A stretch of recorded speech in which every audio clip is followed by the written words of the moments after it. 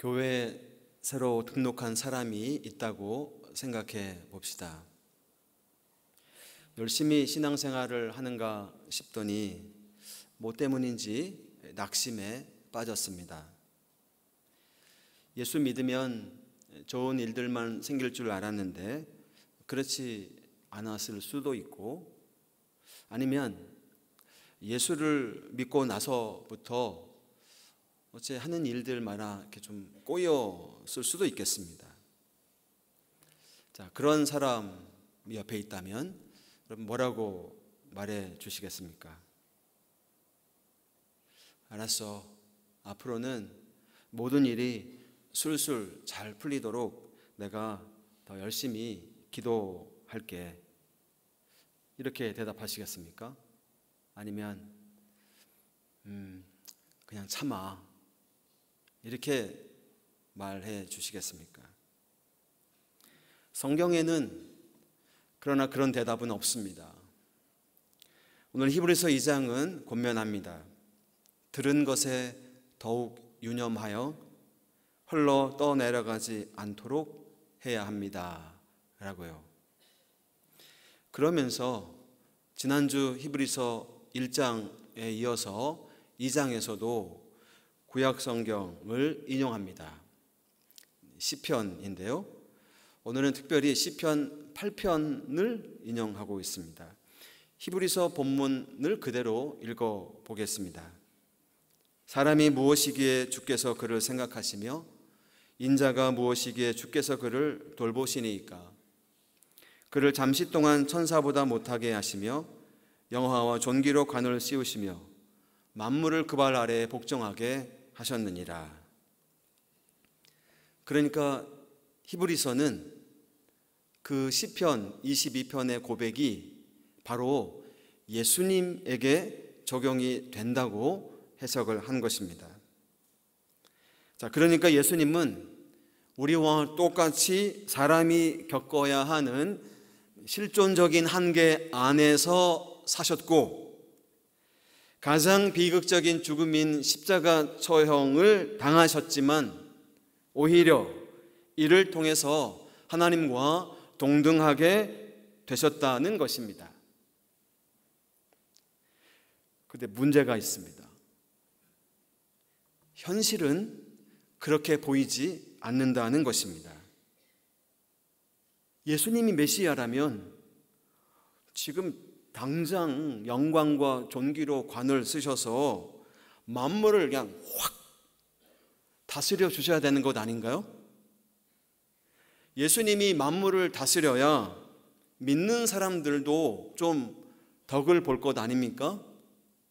그런데 우리들의 삶은 여전히 고달프고 또 여전히 곤고하다면요, 히브리서를 처음 받아 읽었던 초대 크리스찬들의 삶과 신앙이 급기야는 흔들리기 시작한다면요, 히브리서는 시편을 인용하여 말씀합니다. 하나님께서 예수님에게 영광과 존귀의 관을 씌우시고 만물을 그 발 아래에 복종하게 하셨다고 말합니다. 그런데 그 일이 우리의 현실에서 실제적으로 일어나지 않는 것처럼 보인다는 것입니다. 그 사실을 히브리서는 이렇게 말씀합니다. 지금 우리가 만물이 아직 그에게 복종하고 있는 것을 보지 못하고, 여러분, 히브리서 저자는 광신자가 아니에요. 관념론자가 아닙니다. 현실을 왜곡해서 아전인수격으로 해석하는 사람도 아닙니다. 이 세상에 예수님께 이 세상이 복종하고 있는 모습을 볼 수 없다는 것이에요. 무슨 말씀입니까, 여러분? 메시아이신 예수님이 오신 이후에도 이 세상이 그 전과 크게 다르지 않아 보인다는 것입니다. 불행이 없어지지 않았다는 거예요. 허무와 소외가 여전히 존재한다는 것이고, 의로운 자들의 고난이 눈에 보인다는 것입니다. 악은 여전히 기승을 부리고 있고, 그래서 유대인들이 이런 상황을 근거로 우리 기독교 신앙을 비판하기도 하죠. 야, 예수가 메시아인 증거가 지금 눈에 보여? 이 세상에 없지 않느냐? 이런 겁니다. 여러분들은 어떻게 대답하시겠어요? 이런 질문에 대해서. 여러분들은 여러분이 구원받았다는 사실을 이런 사람들에게 증명해 보일 수 있겠습니까? 달라진 것이 있다라고 말하는 분들이 있습니다. 종종 그런 간증을 우리가 듣기도 하죠. 그러나 우리들의 일상적인 삶 속에서는 우리가 구원받았다는 이 현실을 눈에 볼 수 없는 현실이 우리에게 있다는 것이에요. 여전히 불안하고, 여전히 허무하고, 여전히 좌절하고, 여전히 절망하고, 여전히 우리는 이기적이기도 합니다. 여러분, 신앙을 갖게 되면 좋은 점이 뭘까요? 성경에는 예수님 만나서 나병 나은 사람들 있던데요. 죽었다가 살아난 사람도 있던데요. 아브라함 엄청 부자가 되었고 욥도 부자였던데요. 근데 왜 나한테는 그런 일이 안 일어나나요? 불신자였을 때 내가 힘들었던 그 일이 지금도 여전히 힘들어요. 그것 때문에. 하나님이 세상의 주인이시라는데, 예수님이 메시아로 우리에게 오셨다는데 왜 지금 나에게 당장 도와주시지 않는 것이에요? 그 이유는 예수님이 오늘 본문 말씀 그대로 영광과 존귀로 관을 쓰셨는데, 이건 분명한데 그 관을 쓰시는 방식이 죽으심으로, 고난받으심으로, 고난의 죽으심으로 그렇게 하셨기 때문입니다. 예수님이 쓰신 영광과 존귀의 관은 언제나 죽음의 고난을 전제로 하기 때문에 그렇습니다. 부활이 있으려면 먼저 십자가가 있어야 해요. 이런 점에서 우리 기독교인들의 이 실존은 딜레마에 빠지게 되는 것입니다. 어떻게 해야 할까요? 이를 단숨에 해결할 방도는 제가 보기에는 따로 없습니다. 묘책, 그런 비술이 있다고 말하는 사람들, 제가 보기엔 다 거짓말이에요. 우리들이 갖고 있는 이 실존적인 딜레마를 우리는 그대로 안고 살아가야 하는 것입니다. 우리가 예수를 믿었지만 죽음에서 제외될 사람은 아무도 없는 것처럼 말이죠. 그렇다고 해서 그냥 이 상태로 그대로 좋다는 뜻이 아닙니다. 우리는 전혀 다른 방식으로, 전혀 다른 차원에서 이런 모순과 직면할 뿐만 아니라 이런 모순적인 부조리들을 넘어서는 사람들이기 때문이죠. 오늘 본문이 보고 있는 영적인 차원, 전혀 다른 영적 차원의 시각이 뭔지 주목해 봐야 돼요. 예수님께서 받은 영광과 존귀의 관은 죽음의 고난에 의한 것이랍니다. 하나님이 육체를 입고 오신 예수님의 운명에 이런 방식으로 개입하신 이유는 예수님이 모든 사람을 위하여 죽음을 직면하게 하려는 것이었습니다. 우리도 히브리서와 함께 예수님의 죽으심을 봅니다. 죄로 인해서 죽어야 할 모든 인간들의 운명을 예수님이 대신 짊어지시고 가신 것입니다. 그의 십자가의 죽음으로 인해서 이제 우리 모든 인류의 죽음이 극복된 것입니다. 히브리서는 바로 그런 예수님을 바라보고 있는 것이에요. 그러므로 우리들의 운명을 이 사건에 맡기십시다. 우리들의 삶을 이 십자가 사건에 맡겨봅시다. 이를 통해서 우리들은 만물이 예수님께 복종하는 이 구원의 세계를 미리 당겨서 선취적으로 경험하게 되는 것입니다.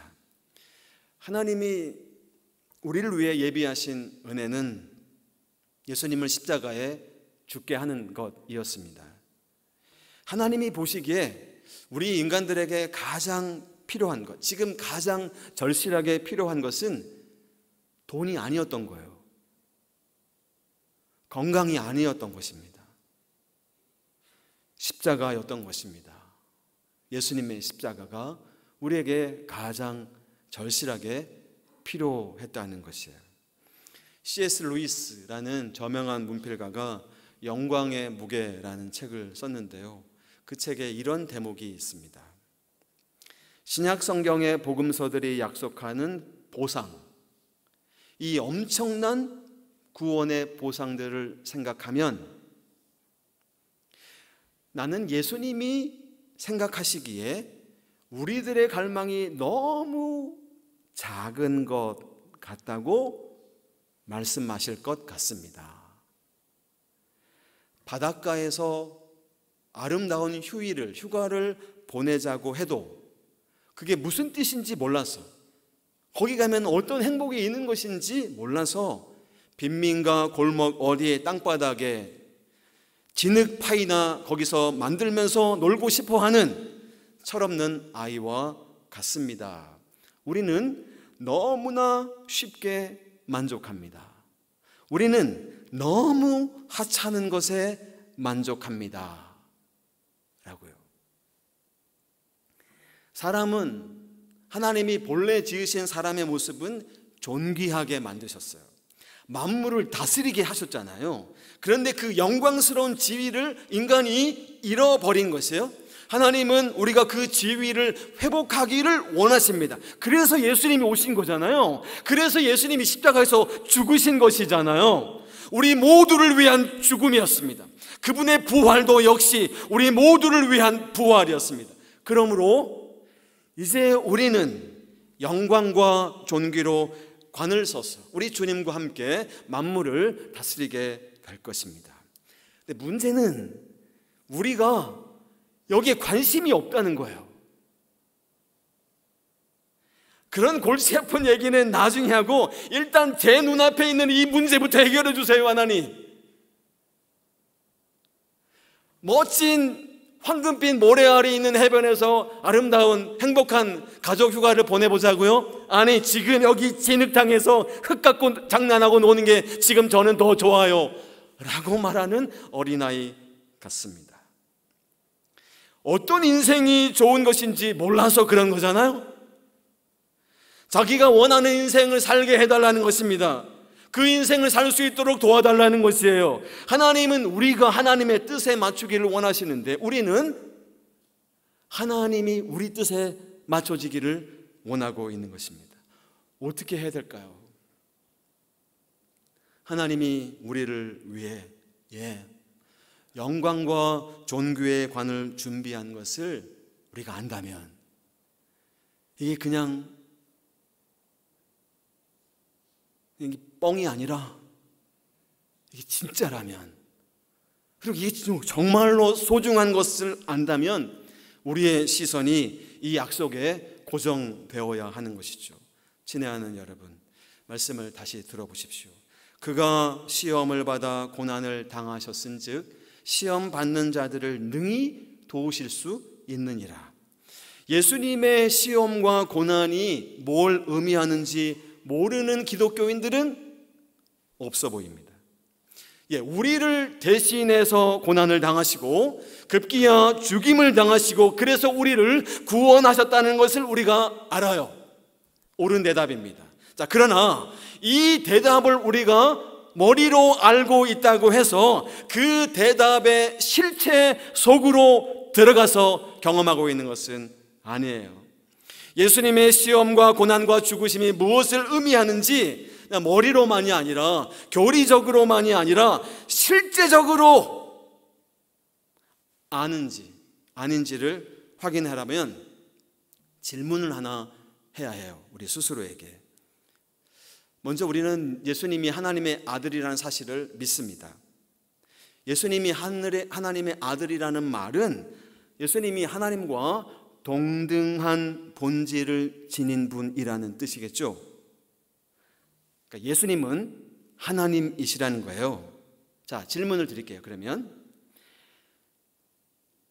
하나님과 동등한 본질을 갖고 계신 예수님이라고 우리가 믿는데, 그런데 왜 예수님이 시험과 고난과 죽으심을 통해 우리 인간을 구원하려고 하셨을까요?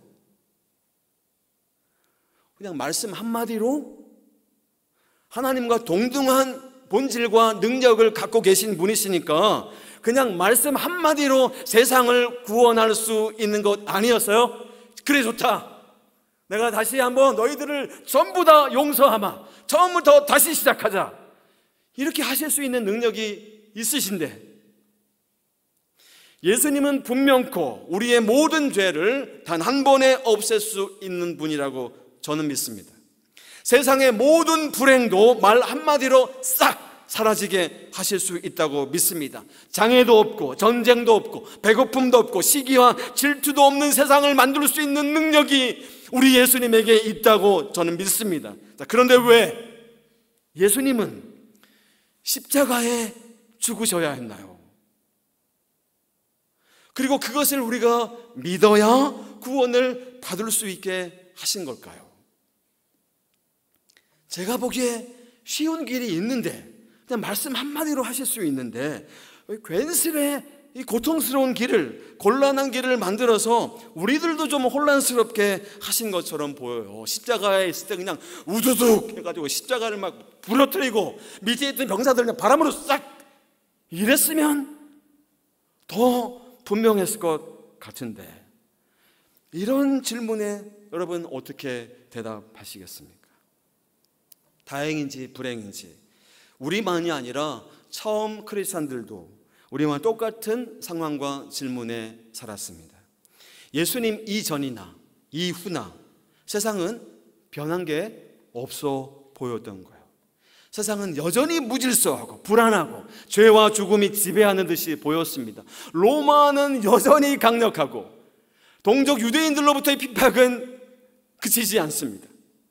예수님의 구원의 능력을 실제적으로 경험하기가 어려웠다는 뜻이에요. 지금 우리가 고민하고 있는 똑같은 문제로 고민한 것입니다. 자, 그래서 조금 편안한 번역, 공동 번역으로 8절을 다시 읽어보겠습니다. 이렇게 만물을 그에게 복종시키셨다는 것은 그의 지배 아래 있지 않은 것은 하나도 없다는 뜻입니다. 그런데도 우리가 보기에는 아직도 만물이 다 그에게 복종하고 있지는 않습니다. 만물이 복종하고 있지 않습니다 라는 이 진술은 매우 실제적인 우리 인간의 실존을 정확하게 가리키고 있는 표현이에요. 우리는 싸우면서 살잖아요. 돈을 벌지 않으면 우리가 살아갈 수가 없어요. 암에 걸리지 않을까 늘 노심초사하기도 합니다. 구원받은 사람인데도 불구하고 우리가 하나님의 자녀인데도 불구하고 걱정과 근심에서 완전히 벗어나 있지 못해요. 한 가지 문제 해결한 것 같은데 또 다른 문제가 또 우리를 기다리고 있습니다. 여러분, 이 모든 문제의 뿌리, 근원은 뭘까요? 오늘 성경 본문이 이렇게 대답해요. 그건 죽음입니다. 또 죽기를 무서워함으로 한평생 매어 종노릇하는 모든 자들을 놓아주려 하심이니. 죽음에 대한 두려움이 우리를 노예로 만든다는 이 진술은 너무나 정확한 우리 삶에 대한 통찰입니다. 그걸 실제로 인식하면서 사는 사람도 있고 그렇지 못한 사람이 있을 뿐이지 여기에서 벗어난 사람은 우리들 중에 한 사람도 없습니다. 신앙이 아무리 깊어져도 정도의 차이가 있을 뿐이지 완전히 벗어나지는 못합니다. 여러분, 이 힘이 왜 이렇게 강력할까요? 그 이유를 오늘 성경 본문은 죽음의 세력을 마귀와 사탄이 쥐고 있기 때문이다. 그래요. 죽음의 세력을 잡은 자 곧 마귀. 사람은 죽음을 극복할 수 없습니다. 아무리 천하장사라고 해도 죽음의 세력 앞에서는 무기력하죠. 건강식품을 아무리 하루 3끼를 다 그렇게 먹어도 최고의 의료진의 도움을 받아도 마음을 아무리 편하게 가져도 죽음을 맞설 수는 없습니다. 오히려 우리 현대인들은 이 죽음의 세력, 죽음에 대한 두려움, 이걸 별로 실감하지 못하는 것 같아요. 인정하고 싶어 하지도 않습니다. 사실 우리가 잠을 자는 시간 이외에 대부분은 살아있는 것만을, 그것도 굉장히 살아있는 것만을, 화려하게 살아있는 것만을 우리가 대하고 있기 때문인 것 같아요. 그러나 우리 기독교인들은 죽음의 세력이 마귀의 손에 붙들려 있다는 생각을 하고 있기 때문에 죽음의 문제도 우리는 다르게 대해요. 예수 그리스도께서 마귀를 멸하셨다, 죽음의 두려움으로 종로로 타는 자들을 해방시키셨다라고 오늘 본문이 말하고 있기 때문에 그렇습니다. 그래서 우리 기독교인들은 죽음을 스스로 극복하려고 하거나 아니면 거기에 완전히 종속당해서 질질 끌려 산다거나 이런 게 아니라 마귀를 멸하신 예수 그리스도를 바라보고 마귀를 멸하신 예수 그리스도를 의지하는 것입니다. 사랑하는 여러분, 이제 우리의 질문은 예수님이 실제로 마귀를 멸하셨는가? 어떤 방식으로 마귀를 멸하셨느냐 하는 것입니다. 오늘 본문은 죽음을 통하여 라고 대답했습니다. 이건 좀 말 되는 말이에요, 여러분? 죽음을 통하여? 죽음을 붙잡고 있는 마귀를 멸하셨다고요? 마귀를 멸했다는 건 마귀를 굴복시켰다는 거잖아요. 근데 십자가에서 죽으셨다고요? 예수님이 하나님의 아들이시라면 당신이 십자가에서 죽으시면 안 되는 거 아니에요? 오히려 자기를 십자가에서 처형하려고 했던 이 모든 사람들을 죽게 해야 되는 거 아니에요? 예수님이 죽음을 통해서 왜 그런 방식으로 인간을 구해야만 했을까요? 이 질문 안으로 한 걸음 더 들어가 보고 싶습니다. 왜 예수님의 죽음이 오히려 구원의 길이냐, 우리를 살리는 길이냐에 대한 답이에요. 죽음의 세력이 마귀에게 있다고 말씀드렸죠, 조금 전에. 그 마귀를 대할 수 있는 분은 하나님 뿐이십니다. 오해가 되면 안 되겠어요. 마귀가 하나님하고 동등하게 맞서 있다는 건 그건 절대로 아니죠. 마귀는 여전히 하나님의 통치를 벗어나지 못해요. 예수님이 죽어야 했던 이유는 그가 우리와 같은 운명을 받아들여야만 했다는 데 있습니다. 자녀들은 혈과 육에 속하였으며 그도 또한 같은 모양으로 혈과 육을 함께 지니심은 죽음을 통하여 죽음의 세력을 잡은 자 곧 마귀를 멸하시며, 예수님은 초능력을 행사하지 않았어요. 우리와 똑같은 육체를 입고 그 한계를 그대로 짊어지셨습니다. 우리와 똑같은 두려움을 안고 죽으셨어요. 우리와 똑같은 시험과 죽음을 맞서야만 했던 것입니다. 인간적인 측면에서 보자면 거기는 절망의 끝이에요.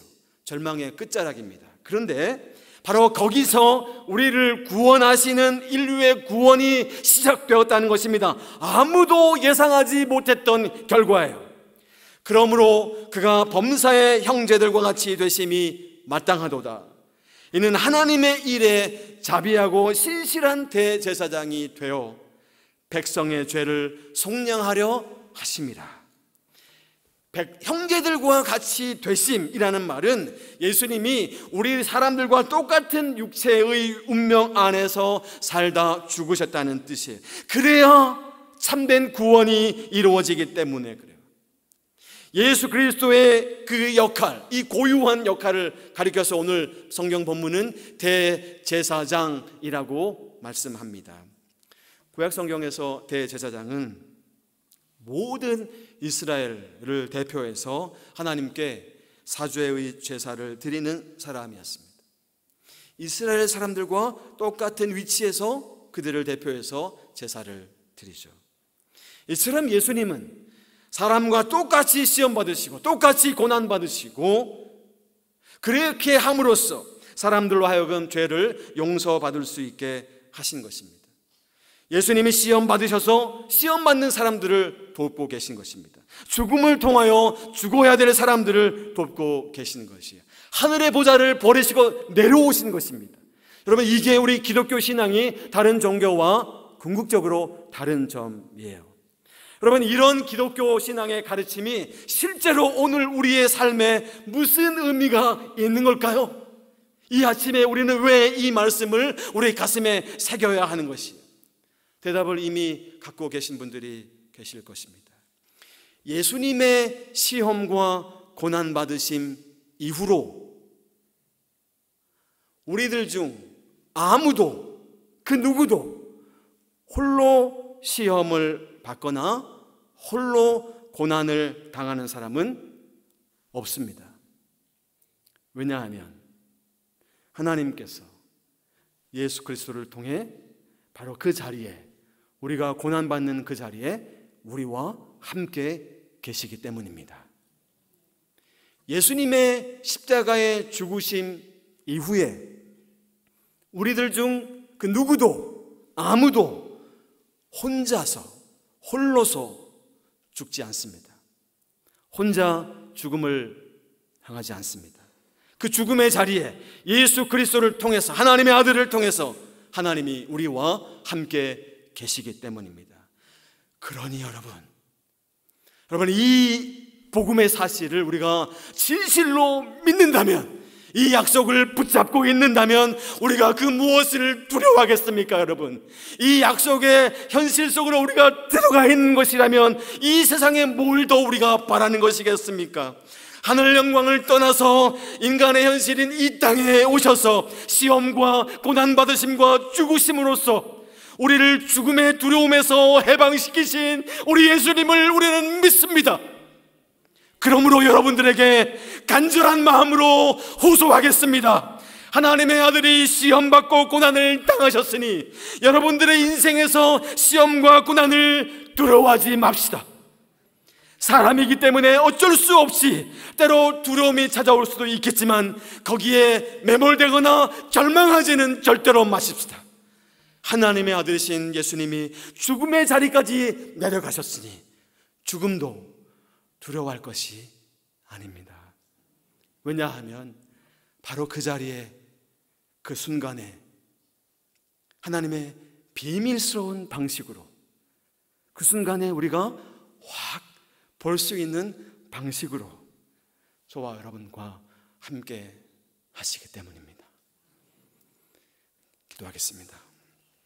하나님 아버지, 우리가 이 땅에서 하나님의 자녀로, 예수님의 제자로 살아가지만 우리 삶의 현실은 여전히 힘겹고 고통스럽고 또 두렵기도 합니다.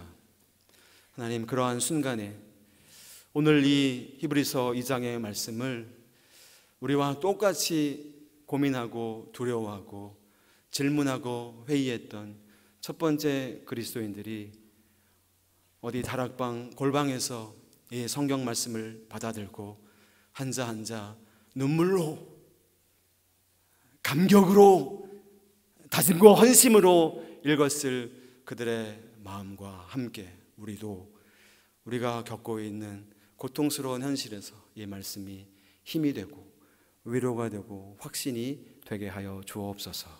예수님의 이름으로 기도하옵나이다. 아멘. 그렇게 우리와 함께 하실 주님, 그분의 희생을, 죽으심을 생각할 때 생명 주신 그 은혜를 마음에 새겨봅니다. 주 달리신 십자가를 내가 볼 때 주님의 자비에 내 마음을 겸손하게 합니다. 주님께 감사하며 내 생명을 주님께 드리고 싶습니다. 고백을 담아 우리 다 같이 일어나셔서 예수님 그의 희생 기억할 때 우리 함께 찬양하겠습니다. 예수님 그의 희생 기억할 때 자기 몸 버려 죽으신 주, 나 항상 생명 주신 그 은혜를 마음에 새겨 봅니다. 마음에 새겨 봅니다. 주 달리신 십자가를 내가 볼 때 주님의 답이 내 마음을 겸손케 해. 주께 감사하며 내 생명 주께 드리네. 이제는 저 높은 곳에 앉으신 하늘과 땅의 왕 되신 주, 나 이제 놀라운 구원의 은혜 높여 찬양하리라. 높여 찬양하리라. 주 달리신 십자가를 내가 볼 때 주님의 답이 내 마음을 겸손케 해. 주께 감사하며 내 생명 주께 드리네. 주 달리신 십자가를 내가 볼 때 주님의 답이 내 마음을 겸손케 해. 주께 감사하며 내 생명 주께 드리네.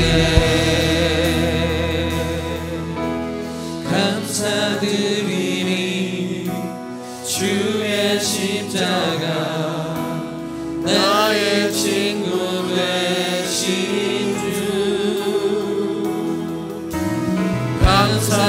감사드리니 주의 십자가 나의 친구 되신 주. 감사드리니 주의 십자가 나의 친구 되신 주.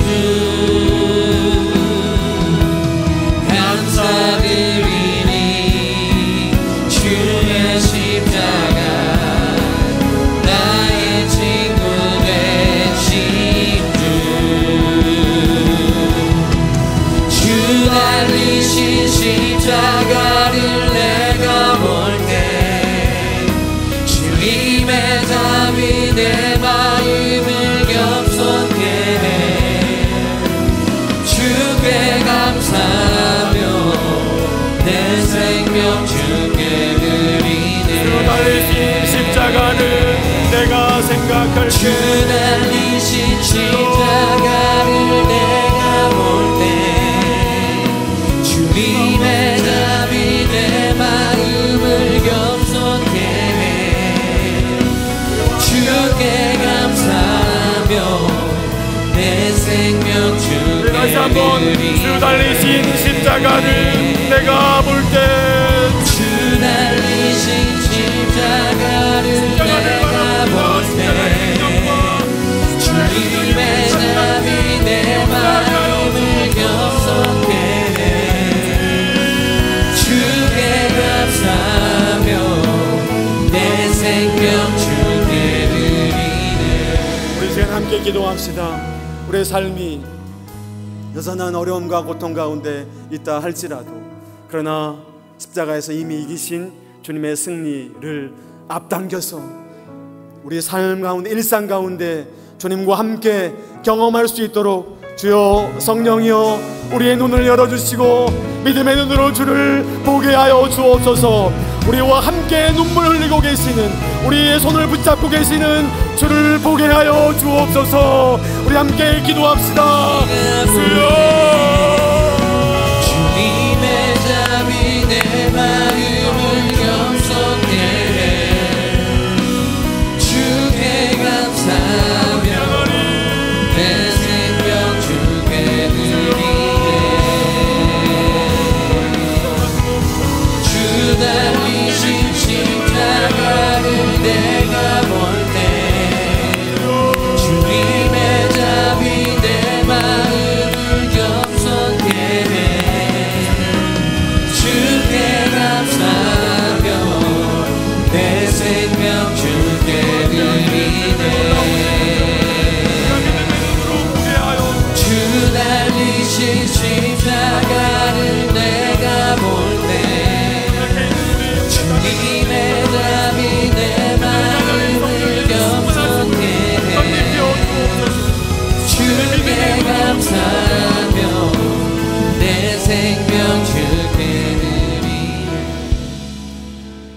은혜로우신 주님, 우리 인간의 몸을 입고 우리에게 오셔서 우리의 연약함을 친히 담당하시고 십자가의 죽으심으로 죽음을 통하여 죽음을 이기신 주님의 은혜를, 사랑을 바라봅니다. 우리가 경험하고 있는 고난의 자리에 우리 주님께서 우리 손 꼭 붙잡고 함께 계심을 믿고 믿음의 눈으로 바라보며 두려움과 절망에 매몰되지 않도록 주여 우리와 함께하여 주옵소서. 주님을 바라볼 수 있도록 우리의 눈을, 우리의 영안을 뜨게 하여 주옵소서. 그렇게 주님과 동행하는 한 주간이 되기를 바라며 신앙의 고백, 감사의 마음을 담아 올려드린 이 헌금이 하나님 나라 위에 귀히 쓰임 받게 해주시고 사랑하는 우리 모든 교우들의 삶과 가정에 주께서 함께 해주시고 간절한 기도의 제목으로 눈물로 기도하는 기도를 들으시고 그 기도에 함께 손잡고 중보하는 우리들의 기도를 들으셔서 하나님 역사하여 주옵소서. 주 예수 그리스도의 은혜와 하나님의 사랑과 성령의 교통하심이 죽음을 통하여 죽음을 이기신 예수님의 승리에 믿음으로 참여하기를 간절히 원하는 사랑하는 성도들 위해 우리 백석학원과 백석총회, 한국교회와 우리나라 대한민국 위에 지금부터 영원토록 함께 있을지어다. 아멘.